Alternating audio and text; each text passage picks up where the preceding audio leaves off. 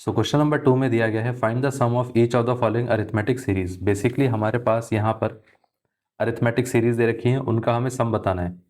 तो फर्स्ट वाला पार्ट क्या दे रखा है, वो दे रखा है 7 plus 10 whole 1/2 plus 14 and so on up to 84। इतना क्लियर है। अब देखिए, जब भी हमारे पास इस तरीके से सीरीज दी जाती है तो उसका जो सम होता है उसके लिए हम फॉर्मूला इसको अप्लाई कर सकते हैं, n/2 into a plus N. क्यों? क्योंकि पहले वाला टर्म भी पता है और लास्ट वाला टर्म भी पता है। इतना क्लियर है। अब यहाँ से भी अगर हम देखें तो ये आ जाएगा n/2 इंटू ए कितना है 7 प्लस एल कितना है 84। ये पार्ट क्लियर हो गया। अब हमें क्या करना है, n निकालना है। n कैसे निकालेंगे हम? अगर इस सीरीज को ध्यान से देखें तो इसका जो फर्स्ट वाला टर्म है 7 है, कॉमन डिफरेंस कितना आएगा? इन दोनों टर्म्स के बीच में कॉमन डिफरेंस कितना आता है? वो आ जाता है 3 होल 1/2 विच इज 7/2। ये पार्ट क्लियर है। और ये जो लास्ट वाला टर्म है इसको हम क्या बोल सकते हैं, ये आ जाएगा हमारे पास ए एन। तो ए एन की वैल्यू कितनी रहती है, A plus N minus one into D which is 84 is equal to कितना आ गया 7 plus N minus one into 7/2। ये पार्ट क्लियर हो गया। अब देखिए, यहाँ से आ जाएगा 84 माइनस 7 इज इक्वल टू कितना आ गया 7/2 इंटू एन माइनस वन। अब यहाँ पर 77 इज इक्वल टू कितना आ जाएगा 77 इंटू 2/7 इज इक्वल टू कितना आ गया n माइनस वन। इसको भी हमने क्रॉस मल्टीप्लाई कर दिया। 77 से 7 जाएगा तो 11 हो जाएगा। 11 इंटू 2 कितना हो गया 22। अब ये 1 इस तरफ आ जाएगा तो ये आ जाएगा 22 plus 1 23 is equal to n। ये पार्ट क्लियर है। अब यहाँ से n की वैल्यू कितनी आ गई 23 और ये 7 प्लस 84 कितना आ गया 91 आ गया। ये है Sn। अब 23 को 91 से ज़रा मल्टीप्लाई करके देख लेते हैं कितना आता है। अब देखिए 91 इंटू 23 कितना आ जाएगा हमारे पास, ये 3 into 3 3 9 27 and this one is 182 3 9 10 2093 which is 2093/2। इतना क्लियर है। तो ये आपका आंसर है। अब कई बार क्या होता है कि इस तरीके से अगर आप आंसर लिख के छोड़ देते हो तो कई टीचर इसमें भी कह देते हैं कि इनकम्प्लीट है, इनकम्प्लीट आंसर है। क्यों आंसर इनकम्प्लीट है? क्योंकि जिस तरीके से क्वेश्चन फॉर्म में दे रखा था, मतलब 10 होल 1/2, मतलब यहाँ पर भी क्या है कि उसने फर्दर उसको क्या करा है, ब्रेक किया है। तो जिस पैटर्न में क्वेश्चन दिया गया है उसी पैटर्न में आंसर करना है। तब आपको करना क्या होगा कि बस इसको और ब्रेक करके इस तरीके से आप लिख देना कि ये आ जाएगा 1046 होल 1/2।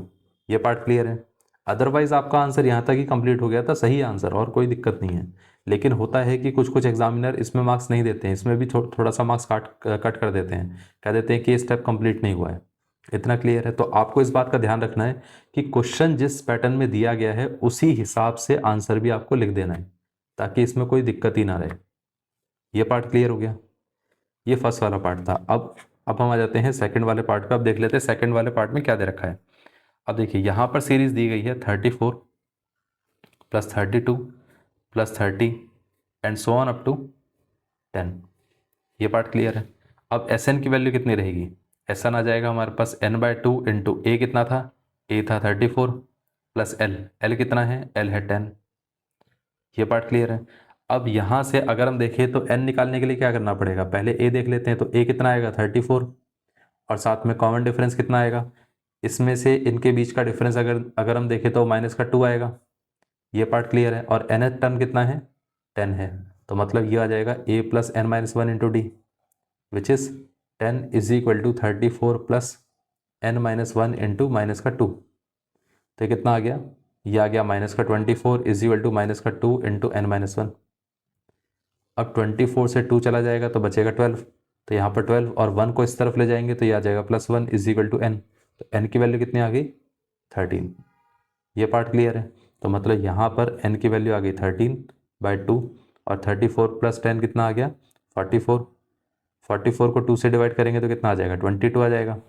अब Sn आ गया हमारे पास 13 इंटू 22। अब देखिए 13 इंटू 2 कितना रहेगा 26 रहेगा। 13 इंटू 2 कितना रहेगा 26, 26 प्लस 2 कितना होगा 28। तो 286 आंसर आ गया। ये पार्ट क्लियर है। इस तरीके से इसका आंसर आएगा। ये पार्ट अगर क्लियर हो गया है तो अब हम आ जाते हैं नेक्स्ट वाले क्वेश्चन पे। नेक्स्ट वाले पार्ट में देख लेते हैं क्या दे रखा है। अब आ जाते हैं हम थर्ड वाले पार्ट पे। अब देख लेते हैं थर्ड वाले पार्ट में क्या दे रखा है। यहाँ पर दिया गया है -5 प्लस माइनस का 8 plus and so on up to minus का 230। इतना क्लियर है। अब यहाँ पर भी क्या करना पड़ेगा, s N is equal to n by two into a plus l. अब ए की वैल्यू कितनी है, ए है माइनस का 5 और एल कितना दे रखा है, माइनस का 230। तो ये आ गया n by two into minus का 235। ये है एस एन। ये पार्ट क्लियर है। अब इसी हिसाब से अगर हम देखें तो यहाँ पर ए की वैल्यू कितनी आ गई, माइनस का 5 और कॉमन डिफरेंस कितना आ गया, इधर से अगर हम देखें तो ये कॉमन डिफरेंस कितना आएगा, माइनस का 3 और ए एन कितना आ गया, A N is equal to A plus N minus 1 into D. A N कितना था, माइनस का 230 इजिकल टू ए कितना है, माइनस का 5 plus N minus 1 into d कितना है, माइनस का 3। अब माइनस का देखिए यहाँ सब में माइनस आ रहा है कॉमन, तो हम ऐसा भी तो कर सकते हैं ना कि माइनस अगर कॉमन आ रहा है तो सब में से माइनस कैंसिल आउट कर देते हैं। तो जैसे ही माइनस कैंसिल आउट करेंगे तो ये आ जाएगा 230। 5 को हम इस तरफ ले आते हैं तो ये माइनस का 5 आ गया और ये कितना आ गया, 3 times of n minus 1। 230 minus 5 कितना हो गया, 225। 3 से अगर हम डिवाइड करेंगे तो ये आ जाएगा एन माइनस 1। इसको अगर हम कैंसिल आउट करेंगे तो ये कितना आ गया, 3735। 1 को इस तरफ ले जाएंगे तो ये आ जाएगा n इज इक्वल टू 76। ये पार्ट क्लियर है। तो ये आ गया हमारे पास 76। अब देखिए यहाँ पर एस एन की वैल्यू कितनी आ जाएगी, 76 बाई टू इंटू माइनस का 235। ये पार्ट क्लियर है। तो यहाँ पर ये कितना आ गया, 38। 38 इंटू 235, इसको ज़रा मल्टीप्लाई करके देख लेते हैं। 235 इंटू 38 कितना आएगा। अब 8 इंटू 5 कितना हो गया, 40 हो गया। 8 3 24, 24 प्लस 4 कितना आ गया, 28। 8 इंटू 2 16, 16 प्लस 2 कितना, 16 प्लस 2 कितना आ गया, 18। 3 इंटू 5 कितना आ गया, 15 आ गया। यहाँ से 3 इंटू 3 9, 9 प्लस 1 कितना आ गया, 10। 3 इंटू 2 6 आ गया, 6 प्लस 1 कितना आ गया, 7। इतना क्लियर है। अब देखिए ये 0 आ गया, 8 5 13 आ गया, तो मतलब ये 9 आ गया और यहाँ पर 7 प्लस 8, तो यहाँ पर ये कितना आ गया, 8930। अब क्योंकि यहाँ नेगेटिव था तो मतलब इधर भी क्या आएगा, नेगेटिव आएगा। सो ये आंसर है। ये पार्ट क्लियर हो गया। इस तरीके से इसका आंसर आएगा। सो अगर ये पार्ट क्लियर हो गया है तो अब हम आ जाते हैं पार्ट नंबर 4 पे। अब देख लेते हैं पार्ट नंबर 4 में क्या दे रखा है।